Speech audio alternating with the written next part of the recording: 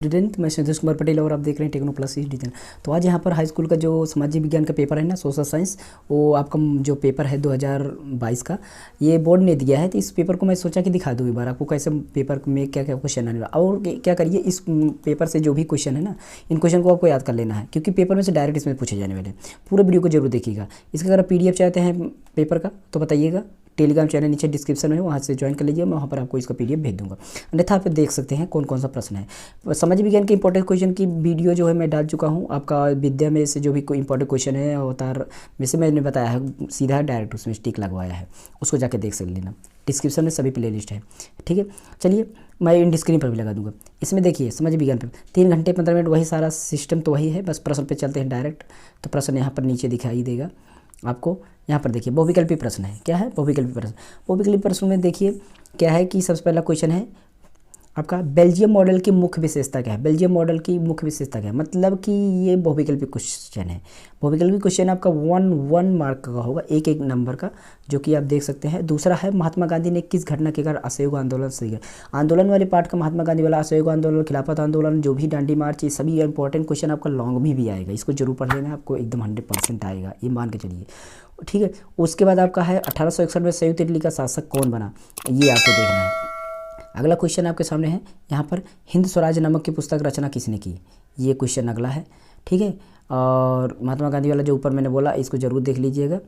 उसके बाद आपका है 5 नंबर, जर्मनी का एकीकरण किस युद्ध के बाद हुआ? जर्मनी का एकीकरण किस युद्ध के बाद हुआ? ये हो गया अगला। अच्छा नंबर क्वेश्चन है, भाषाओं की को भारतीय संविधान की किस अनुसूची में रखा है? मतलब भाषा को किस भारतीय संविधान की किस सूची में रखा गया? तो आप इसको समझ सकते हैं कि भाषा किस में रखा गया था, ठीक है। आप समझिएगा, आप पढ़ेंगे तो पता चल जाएगा कि इसमें कौन सा था, 7वीं 8वीं 9वीं 10वीं था इसी में, तो आपको पता ही है। उसके बाद देखिए 7वें नंबर पर आ गया अतिलघुत्तरी।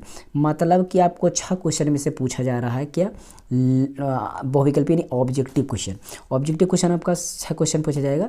उसके बाद 7वां क्वेश्चन आपके सामने जो है वो है, गांधी जी द्वारा चलाए गए 2 सत्याग्रह आंदोलनों का उल्लेख कीजिए। देखिए मैंने बोला कि आंदोलन से रिलेटेड क्वेश्चन आपको जरूर आने हैं। आंदोलन से रिलेटेड यहाँ पर आपको डायरेक्ट पूछ लिएगा, गांधी जी चलाए 2 आंदोलन। मैंने बोला था असहयोग आंदोलन, सत्याग्रह आंदोलन और दांडी मार्च और खिलाफत आंदोलन। इन आंदोलनों में से जरूर आपका लॉन्ग में भी, शॉर्ट में भी, सभी में आएगा एक एक करके। तो उसके बाद अगला क्वेश्चन है, लोकतांत्रिक शासन क्यों लोकप्रिय माना जाता है? और लोकतंत्र के बारे में, लोकतंत्र क्या है विशेषता, लोकतंत्र के लाभ, लोकतांत्रिक वाली जो भी आपकी क्वेश्चन बन रहे हैं उनको भी जरूर पढ़ लीजिएगा। अब आता है 9 क्वेश्चन आपके सामने।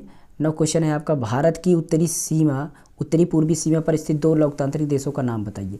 यहाँ पर देखिए आपको जो उत्तरी पर लोकतांत्रिक देश, तो लोकतांत्रिक शासन से लोकतांत्रिक देशों के दोनों क्वेश्चन पूछा गया। उसके बाद लघु उत्तरी क्वेश्चन आ जाता है। देखिए इसमें 3 क्वेश्चन लघु उत्तरी में पूछा गया है। अब ये 3 क्वेश्चन क्यों पूछा गया पता है? क्योंकि अभी तो ये आपको चल रहा है हिस्ट्री, इसके बाद आपका जियोग्राफी, उसके बाद आपका सिविक्स यानी कि आपका पॉलिटिक्स आएगा। तो लघु उत्तरी में आपका आ गया क्या?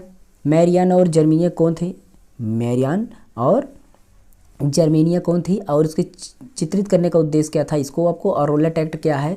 रोलेट एक्ट आपको देखना है, गांधी जी एक्ट द्वारा किस विरुद्ध? रोलेट एक्ट 100% बहुत ही आने वाला क्वेश्चन है, जरूर आनेगा, ठीक है। अब चलते हैं इसमें से आपका, वर्तमान लोकतांत्रिक व्यवस्था को 3 चुनौतियों को उल्लेख दीजिए। वर्तमान जो है आपका जो लोकतांत्रिक व्यवस्था, मैंने बोला लोकतांत्रिक पार्ट से बहुत ही आएगा, बहुत ही आता है इसमें। और लोकतंत्र में उत्तरदायी शासन पारदर्शिता से आप क्या आवश्यक है, इसके पक्ष में अपना मत स्पष्ट कीजिए, ये देख लेना है।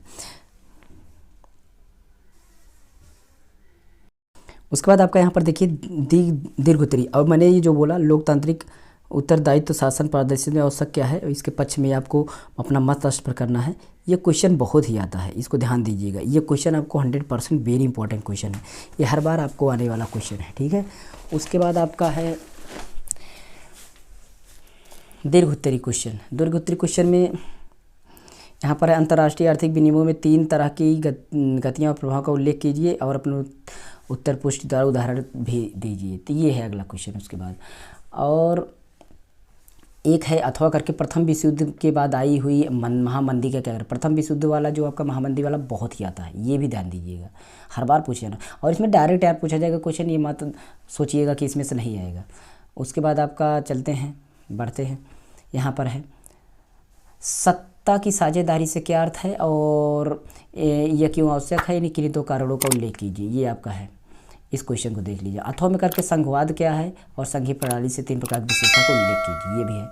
मानचित्र संबंधी जो प्रश्न है, इस मानचित्र को कैसे दर्शाया जाएगा, वो मानचित्र में आपको देख रहे हैं कि वह स्थान जहाँ जलियांवाला बाग हत्याकांड हुआ था, उस स्थान को उस मानचित्र में पॉइंट द्वारा चिन्हित करना है और ये जो चिन्ह दिया गया है बिंदी द्वारा उसे मानचित्र में रख देना है। और वह स्थान जहाँ गांधी जी ने नमक प्रारंभ किया, नमक कानून वाला जो था उसको कहाँ पर प्रारंभ किया था, कहाँ पर नील खेती कहाँ की गई, वहाँ पर उसी जगह पर चिन्ह करना है। ये होता है आपका मानचित्र संबंधी। मानचित्र आपको बहुत बढ़िया रहेगा। दृष्टबाधित वाला आपको छोड़ देना है। खंड खा में आ गया, यानी कि आपको ज्योग्राफी आ गया, भूगोल आ गया। भूगोल में आपको क्या पहला क्वेश्चन है कि निम्नलिखित में से किसी प्रांत में सीढ़ीदार सोपानी खेती की जाती है, बहुविकल्पी। निम्न में से कौन सी रबी की फसल है। रबी की फसल आप समझते हैं कि रबी फसल किस में आती है, तो रबी की फसल आपको पता है, ये फसल आपकी होती है किसकी फसल, यानी कि पहले होती है खरीफ की फसल, उसके बाद होती है रबी की फसल, उसके बाद होती है जैद की फसल। तो जो खरीफ की फसल होती है वो खरीफ फसल आपको मान के चलिए कि वो बारिश में पड़ती है, यानी वर्षा में, और जो सर्दी में पड़ती है वही रबी की फसल होती है। तो रबी फसल इसमें कौन सी हो सकती है, तो आप खुद अंदाज़ा लगा सकते हैं। झारखंड में स्थित कोडरमा निम्नलिखित में से किस खनिज अग्रणी उत्पादक देश है, तो आप देख लेना इसमें से कौन सा है। यानी टिक करने के लिए बॉक्स इसी तरीके से आपका 5-6 इसमें भी आएगा। क्वेश्चन देखते जाइए। इनमें से किस राज्य में काली मृदा के मुख्य रूप में पाई जाती है, ये बताना है। मानव सूचकांक HDI में भारत का कितना स्थान है, ये जरूर आता है। मानव सूचकांक का बड़ा क्वेश्चन भी आएगा लघुत्तरी में, ये भी ध्यान दीजिएगा। भारत की आय दृष्टि से कौन सा राष्ट्र है, इसको भी बताना है, ये जरूर आप देख लीजिएगा। और यहाँ तो आपको बहुविकल्पी था। अब आ गया अतिलघुत्तरी। अतिलघुत्तरी में 3 क्वेश्चन है आपका। जैव और अजैव संसाधन में 2 अंतर बताइए, और सकल घरेलू उत्पाद क्या है, बेरोजगारी का कोई अन्य नाम लिखिए, ये बताना है आपको, ठीक है। और उसके बाद आपका फिर से है यहाँ पर लघुत्तरी में। लघुत्तरी क्वेश्चन में आपका है अज्ञेय का आंतरिक चट्टानों में खनिज का निर्माण किस प्रकार होता है, और किसी एक पेय फसल का नाम लिखिए जो उगाने में अनुकूल भौतिक परिस्थिति के लिए उपयोगी हो, तो ये आपको बताना है, ठीक है। और तो यहाँ पर ये हो गया। 25 नंबर है भारतीय अर्थव्यवस्था के विभिन्न क्षेत्रों के नाम लिखिए जो प्रत्येक संबंधित परिचय। वैश्वीकरण क्या है, वैश्वीकरण क्या है, वेरी इंपॉर्टेंट क्वेश्चन, इंपॉर्टेंट में लिख दीजिए, इसको जरूर याद कर लेना, आपको आता है 100% आएगा, ये नोट कर लीजिए, ये तो पक्का ही है। उसके बाद है अंतर्राष्ट्रीय बाजार किसे कहते हैं, वेरी इंपॉर्टेंट क्वेश्चन थी। 5 विशेषताएं, वेरी इंपॉर्टेंट अंतर्राष्ट्रीय बाजार आपको याद कर लेना। परिवहन के साधन कितने प्रकार के हैं, स्थल परिवहन को कितने भागों में बांटा जा सकता है, ये आपको है। तो उसके बाद दीर्घोत्तरी का अगला क्वेश्चन है, फिर से भी आ गया वैश्वीकरण वाला, प्रभाव एक समान नहीं है, तो वेरी इंपॉर्टेंट वैश्वीकरण आपको जरूर पढ़ लेना है। और भारत में उपभोक्ता समर्थ बनाने के लिए सरकार के किन कानूनी मापदंडों को लागू करना चाहिए, ये हो गया। यहाँ पर मानचित्र से रिलेटेड आ गया, भूगोल में जो मानचित्र में दर्शाना होता है वो आपका आ गया, यानी पश्चिम बंगाल का उद्यान आपको इस चिन्ह से बताना है, और नर्मदा नदी पर बांधे इस चिन्ह से बताना है, महानदी पर इस चिन्ह से। इन चिन्हों का प्रयोग करके हमें मानचित्र में जहाँ जहाँ पर हो वहाँ पर वैसे बना देना है। किस आप तो वो याद रहेगा तभी बता पाएंगे। ये दृष्टिबाधित वाला हमें छोड़ देना है, उसके बाद आपको काम खत्म। तो यहाँ पर आपका इसमें पूछ लिया गया, भूगोल भी आपको मिला। तो सबसे पहले आपका हिस्ट्री हो जाएगा, ठीक है। हिस्ट्री के बाद आपका हो जाएगा जियोग्राफी, मतलब भूगोल, ये आपका इतिहास हो गया, इतिहास के बाद भूगोल हो गया, भूगोल के बाद आपका सिविक्स हो गया, सिविक्स मतलब नागरिक शास्त्र हो गया, और मानचित्र। ये तीनों चीज़ें आपको ध्यान देना। मानचित्र आप जरूर देख लीजिए, मानचित्र में आपको क्वेश्चन फंस जाएगा। और उसके बाद जो मैंने बड़ा क्वेश्चन बताया उसका भी वीडियो भी दे दिया हूँ, उसके बाद फिर से मैं छाटने की कोशिश करूँ। अगर आप कमेंट करते हैं तो मैं छाट लूँगा बड़े क्वेश्चन जो भी है, और वेरी इंपॉर्टेंट, कम से कम 10 क्वेश्चन छाटूंगा बड़े वाले, जो आपको 100% उसमें से पूछे जाएंगे। उन्हीं 10 क्वेश्चन को आपको जरूर पढ़ लेना। चलते हैं, फिर मिलेंगे किसी नेक्स्ट वीडियो में। और एक बार आप डिस्क्रिप्शन चेक कर लीजिए, अपने मनपसंद वीडियो देख लीजिएगा, जो भी सब्जेक्ट अभी बचे हुए हैं उनके के लिए, ठीक है। तो बाकी आपके जो भी घर में हो आप जुड़ा सकते हैं, इस लिंक को शेयर करके अपने ग्रुप में हमारा सपोर्ट कर सकते हैं। हम इंटर तक के और बाकी एजुकेशनल वीडियो डालते रहते हैं, कंप्यूटर मोबाइल टेक्नोलॉजी से रिलेटेड डालते हैं। तो बाकी आपकी मर्जी है, जैसे भी करते हैं। कमेंट जरूर कर देना, अच्छा लगे तो। व्यूज करते हैं तो कमेंट नहीं करते हैं, उसके बाद आपको कोई लाइक नहीं करता है, तो ये चीज़ आपको करना है। ओके, चलते हैं। नमस्कार, जय हिंद, good bye, take care, see you और गुड लक। मैं आपकी विशेष करता हूँ। Okay, thank you.